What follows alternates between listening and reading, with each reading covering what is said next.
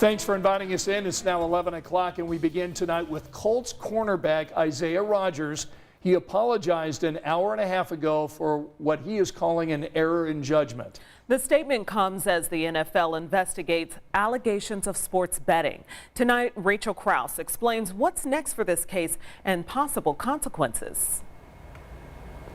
Hours after reports came out saying an Indianapolis Colts player was being investigated for placing bets on NFL games, tonight Isaiah Rodgers is coming forward. Rodgers posted on social media tonight, quote, "I want to take full responsibility for my actions. I made an error in judgment and I'm going to work hard to make sure those mistakes are rectified." Nathaniel Groh, an associate professor of business law and ethics, says these kinds of allegations have to be taken seriously because it calls into question the integrity of the games the player was betting in, from inside information to how it was played out. You know, even if the player wasn't betting on his own team, there's still a concern that if they get too far into gambling debt, that could then give people leverage for blackmail or whatever over the player to maybe cause them to throw plays or throw a game down the road, right? So I think from a league standpoint and from a gaming commission standpoint, you'd rather just have, you know, people who are playing in those games just stay out of betting. And Groh says this isn't the first time a player has been investigated or even punished for gambling. But with the rise in convenience of online sports betting, he says it may become more common.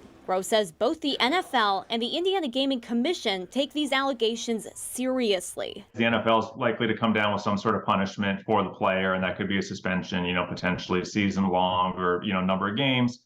The Gaming Commission, you know, potentially could try to sanction the player themselves, but they're also going to be looking at most likely, did the gaming operator, the casino, know or should they have known that they were accepting bets from an NFL player? The Indiana Gaming Commission responding to these gambling allegations today, saying they're not the lead agency in this investigation, but adding, "We will, however, continue to review information as it emerges to determine what, if any, regulatory actions are necessary."